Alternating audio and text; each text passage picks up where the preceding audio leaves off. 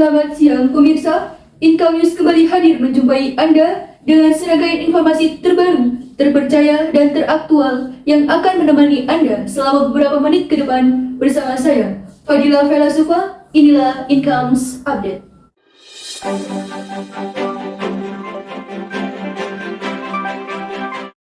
Pemirsa, SDGs Desa adalah upaya terpadu untuk pembangunan ekonomi, sosial, lingkungan, hukum, dan tata kelola masyarakat di tingkat desa.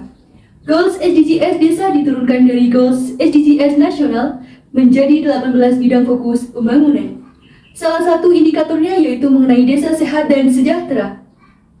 Rekan kami, Raden Agni, memberikan laporan tepat berada di Desa Purwasari, Bogor, Jawa Barat. Ya, rekan Fadila, yang dapat saya sampaikan langsung dari Desa Purwosari, Bogor, Jawa Barat, terkait dengan SDGs atau Sustainable Development Goals mengenai desa sehat dan sejahtera. Tujuan ini dimaksudkan untuk menjamin kehidupan warga desa yang sehat demi terwujudnya kesejahteraan. Tujuan ini menyaratkan tersedianya akses yang mudah terhadap pelayanan kesehatan bagi warga desa. Purwasari adalah sebuah desa yang terletak di Kecamatan Dramaga, Kabupaten Bogor, Jawa Barat, Indonesia.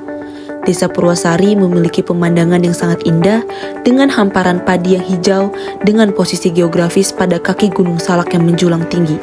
Selain itu, Desa Purwasari juga sedang menggalakkan SDGs. Namun, apakah SDGs tersebut sudah terlaksana dengan baik, khususnya mengenai desa sehat dan sejahtera? Maka dari itu, tim Incomes akan mewawancarai salah satu narasumber dari kantor kepala Desa Purwasari untuk mengetahui lebih lanjut mengenai desa sehat dan sejahtera di Desa Purwasari ini.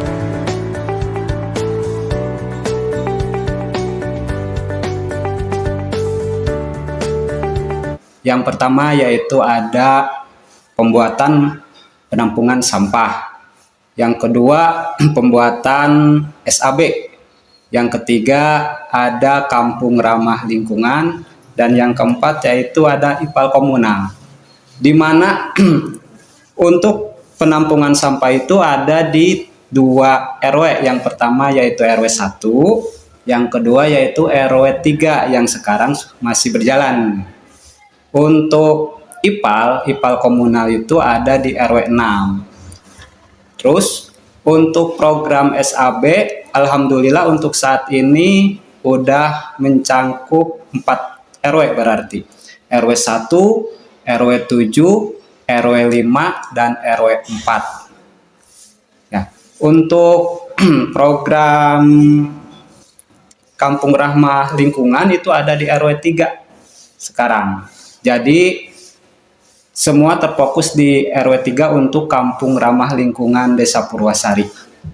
Itu program yang sekarang dilaksanakan untuk menuju ke tahun 2030, yaitu program SDGs Desa. Ya. Kalau dulu masyarakat Desa Purwasari itu susah untuk mencari sarana air bersih. Nah, untuk saat ini sarana air bersih itu udah hampir menyeluruh ada di kampung-kampung Desa Purwasari. Jadi masyarakat tidak kesulitan lagi untuk mencari air bersih. Kalau misalkan dulu kita harus bawa teng-tengan ya untuk cari air bersih. Untuk saat ini udah sampai rumah-rumah warga masyarakat. Supaya apa? Supaya kesehatan warga masyarakat bisa lebih terjamin. Untuk kerjasama antara Desa Purwasari, Puskesmas Purwasari, dan Dinas Kesehatan pada saat ini sangat kondusif, diantaranya yaitu dalam bidang posyandu. Ya, posyandu itu merupakan salah satu ujung tombak dari kesehatan anak-anak Desa Purwasari. Jadi kami bersama Puskesmas Purwasari terus mengencarkan agar setiap anak balita bisa dan mampu untuk ditimbang dan diberikan imunisasi. Untuk akses kesehatan bagi warga desa, alhamdulillah untuk saat ini apabila ada warga masyarakat membutuhkan bantuan, di Desa Purwasari sudah ada kader-kader kesehatan yang bisa dan siap untuk membantu warga Desa Purwasari di setiap waktu. Desa Purwasari itu ada 2 kader IPSM-nya. Jadi disebar antara wilayah RW 5, RW 3, RW 4 sama RW 1 sama RW 7. Setelah mewawancarai Bapak Ruslan, tim Incomes akan mencari tahu lebih dalam mengenai mudah tidaknya akses layanan kesehatan bagi warga Desa Purwasari yang akan dijelaskan langsung oleh Koordinator Puskesmas Purwasari.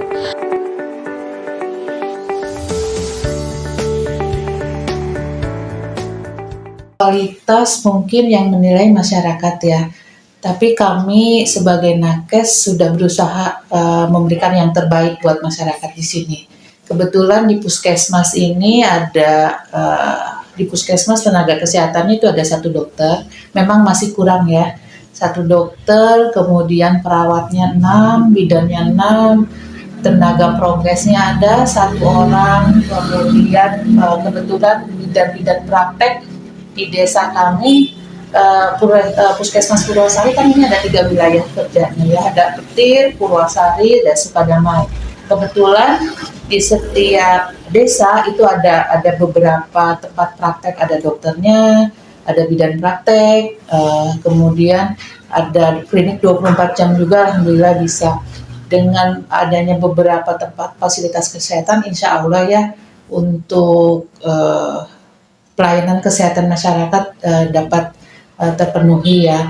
Kemudian secara kalau kualitas ya mungkin masyarakat yang menilai gitu.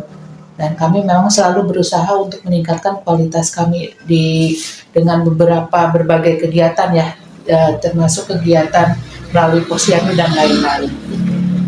Kalau kesehatan gini, kalau di sini kan masalah terbesarnya itu air bersih ya.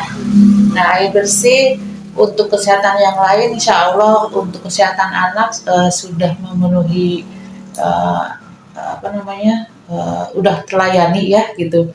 Tapi untuk masalah air bersih ya, air bersih kita untuk anak, terutama untuk anak-anak ya, di kita masih banyak kasus, terutama diare. Untuk anak-anak diare, kemudian gatal-gatal ya, kita bilang skabies ya, itu karena memang kurang terpenuhinya sarana kesehatan ya. Dengan tidak adanya air bersih, otomatis masyarakat di sini kadang mandi cuci sama buang air besarnya masih di kali gitu, masih kebanyakan di kali. Bisa dihitung sarana air bersihnya kurang ya, otomatis akan berpengaruh ke kesehatan ya gitu. Program biasanya kalau dari kesehatan itu melalui puskesmas ya gitu. Di puskesmas kita ada beberapa program untuk melayani kesehatan masyarakat desa, contohnya ada pembagian PMT bagi balita dan bayi gizi buruk, untuk ibu hamil juga ada kita PMT, kemudian untuk layanan lansia kita ada PTM. Ya, jadi PTM itu secara berkala memeriksa kesehatan lansia ya, itu untuk bayi balitanya yang dari posyandu pelayanan imunisasi gitu ya, untuk ibu hamilnya di posyandu juga ada gitu ya. Selain di puskesmas layanan pemeriksaan ibu hamil, ada senam hamil dan lain-lain, ada kelas ibu terutama. Sekarang kelas ditambah ada kelas balita juga, sudah hampir semua desa ada gitu. Lalu bagaimana dengan para anak-anak? Apakah mereka juga sudah dapat dikatakan sehat dan sejahtera? Apakah mereka juga sudah memiliki akses layanan kesehatan yang memadai?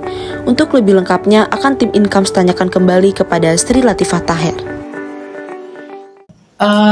Sehat mungkin ya, tapi sejahtera belum ya sepertinya, karena masih banyak itu tadi masalah-masalah yang memang masih ada di desa kami gitu ya, masalah terutama air bersih.